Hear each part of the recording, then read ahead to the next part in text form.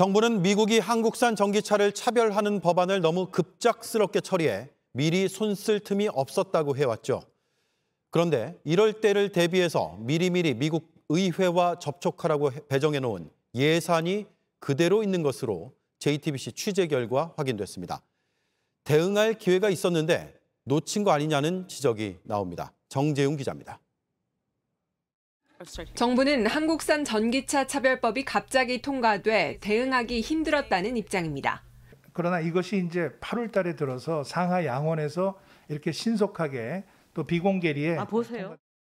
하지만 미리 동향을 파악하는 게 정말 어려웠느냐는 지적도 있습니다.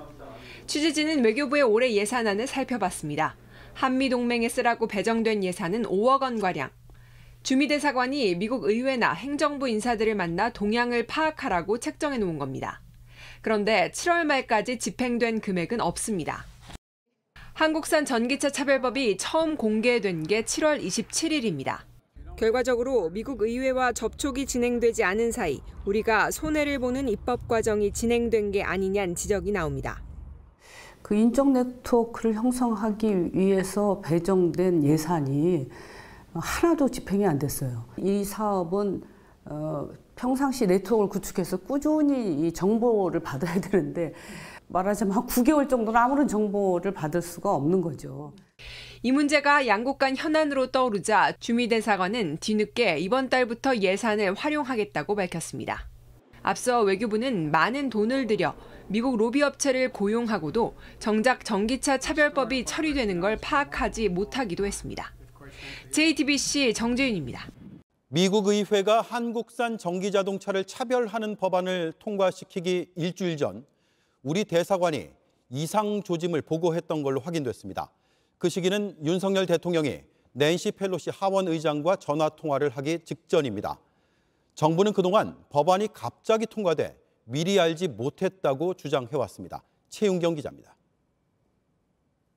우리 정부는 미 인플레이션 감축 법안 IRA가 공개되고 2주 만에 처리돼버려 대처가 어려웠다고 주장해왔습니다. 이런 IRA법이 나올 것은 저희가 구체적으로 예상은 못했습니다만은 이게 갑자기 이루어졌습니다. 하지만 미 의회 통과 일주일 전 주미 한국 대사관이 대통령실과 산업부 등에 관련 보고서를 보낸 걸로 확인됐습니다. 3급 기밀 보고를 통해 미국에서 최종 조립된 자동차에만 보조금을 지급하게 될 거라고 알린 겁니다. 산업부가 더불어민주당 조정식 의원에게 보고한 데에 따르면 대사관이 이 보고서를 보낸 건 지난달 4일 새벽. 마침 윤석열 대통령과 낸시 펠로시 미 하원 의장이 전화 통화를 하기 반나절 전이었습니다. 그로부터 일주일 뒤인 지난달 12일 미 하원은 IRA 법안을 통과시켰습니다. 이 때문에 대통령실이 보고서를 제대로 검토했다면 펠로시 의장에게 한국의 입장을 설명할 수 있었을 것이란 지적이 나옵니다.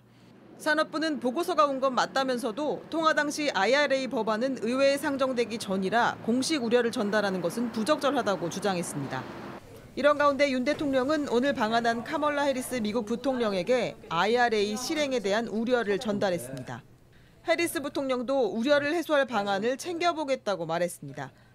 하지만 이미 의회를 통과한 데다 바이든 행정부가 중간 선거를 의식해야 하는 만큼 한국 전기차 차별을 풀긴 쉽지 않을 거란 전망이 나옵니다. JTBC 최윤경입니다.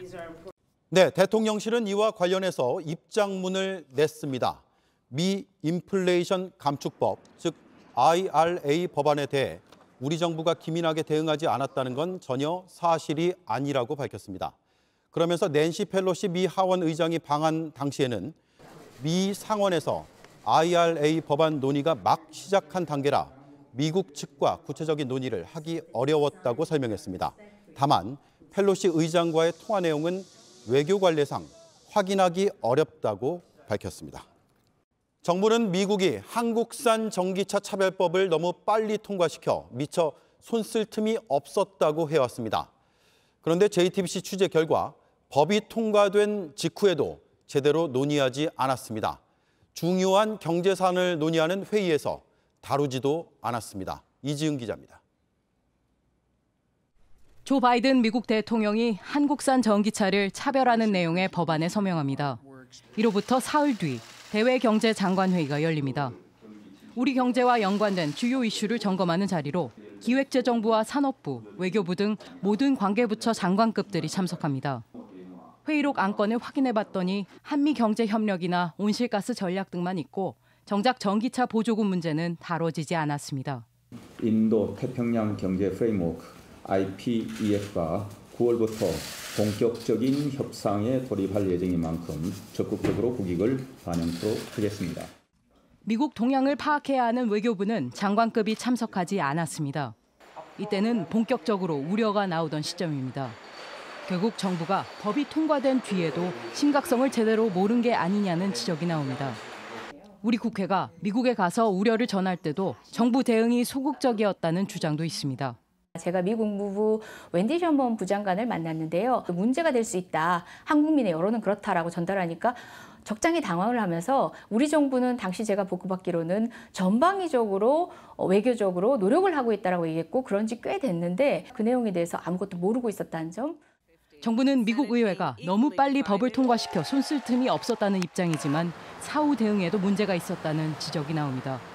JTBC 이지은입니다.